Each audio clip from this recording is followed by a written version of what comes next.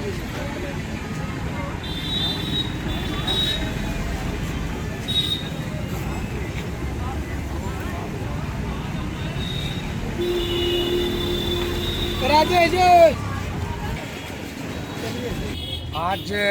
हम लोगों ने उन छात्रों को श्रद्धांजलि देने का कार्यक्रम रखा जिन छात्रों ने भारत सरकार के नाकामियों और उनके हठीले स्वभाव और उनके सुनियोजित पेपर लीक की घटनाओं के बाद जिन 21 छात्र छात्राओं ने अपनी कीमती जान दे दी, उन बच्चों को हम लोगों ने श्रद्धांजलि अर्पित की और ये संकल्प लेते हैं, ये तुम्हारी साधारण मौत नहीं हुई है, ये कुर्बानी है इस देश के अंदर एजुकेशन सिस्टम को बदलने के लिए। पूरा एजुकेशन सिस्टम सड़ गया है और ये सड़ गया ऐसे नहीं कि कोई गलतफहमी से, कोई चलते चलाते, सुनियोजित तरीके से इस पूरे एजुकेशन सिस्टम को सड़ाया गया। 14 तक जीडीपी का 6.5% शिक्षा पर बजट था और आज 3.6% बजट है भारत सरकार का। मतलब भारत सरकार जो खर्च करती थी पहले, ठीक उसका आधा खर्चा कर दिया, तो कहां से शिक्षा खोज रहे हैं? शिक्षा का तमाशा बना दिया इस देश में बीजेपी ने, अमित शाह ने, मोदी जी ने। बिहार की एक घटना याद करिए ना, अचानक रातों रात उठे बिहार के मुख्यमंत्री और 200 से 250 उच्च विद्यालय की स्थापना कर दिया। गांव में हम लोग एक कथा सुनते थे, ढोलक ने पालकी, जय कन्हैया लाल की। नहीं, न मास्टर, न क्लासरूम, न किताब, कुछ नहीं।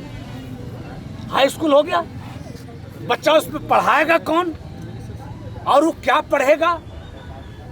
ये बीजेपी वाले, आरएसएस वाले की योजना है इस देश में कि सारे एजुकेशन को खराब कर दो, खत्म कर दो। सिर्फ सांप्रदायिक बात सोचे, जात सोचे, धर्म सोचे। ये हमारा निजी मामला, धर्म जरूरी है, लेकिन शिक्षा की जगह अब उदाहरण, हम एक सिर्फ उदाहरण, गुजरात में सीबीएसई की किताब में छापा गया है कि महात्मा गांधी ने आत्महत्या कर ली। इससे ज्यादा शर्मनाक बात इस देश के लिए क्या हो सकता है कि मोदी जी के राज्य, अमित शाह के राज्य गुजरात में सीबीएसई की किताब में ये पृष्ठ है कि महात्मा गांधी ने आत्महत्या कर ली, उसको बदला जा रहा है।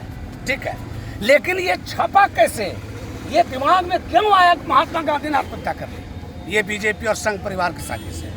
एक दूसरी बात कि जो छात्रों ने इस देश में किया है उसको सैल्यूट करते हैं हम, कि लोकतंत्र की और संविधान की रक्षा में उसने अपनी जान लगा दी। नौजवानों ने जिस तरह भारत की आज़ादी की लड़ाई में नौजवानों ने अंग्रेजों की गुलामी से मुक्ति के लिए जान लगाया था, इस बार तानाशाही से मुक्ति के लिए जान लगा दिया। सैल्यूट करते हैं नौजवानों को। और लाठी चलवाया किसने? दिल्ली में अमित शाह गृह मंत्रालय के मंत्री हैं, दिल्ली की पुलिस अमित शाह जी के अंदर है। इस्तीफा तो अमित शाह का भी होना है। माफी मांगना पड़ेगा मोदी जी को। छात्रों को देशद्रोही कहा है इन्होंने, कहा पाकिस्तानी एंगल है, कहा चीन का एंगल है, पता नहीं जाने क्या क्या एंगल ये लोग खोजते हैं। माफी मांगना होगा और पूरे देश की शिक्षा व्यवस्था को दुरुस्त करना होगा, पटरी पर लाना होगा कि हमारे छात्र पूरे दुनिया में कह सकें कि हमारी शिक्षा व्यवस्था से हम पढ़ रहे हैं, ज्ञान अर्जित कर रहे हैं। ये संकल्प है कांग्रेस का कि हमारी लड़ाई जारी रहेगी तब तक जब तक कि शिक्षा व्यवस्था पटरी पर नहीं आ जाती है, प्रधानमंत्री माफ़ी नहीं मांगते हैं, अमित शाह जी दंडित नहीं किए जाते हैं। धन्यवाद।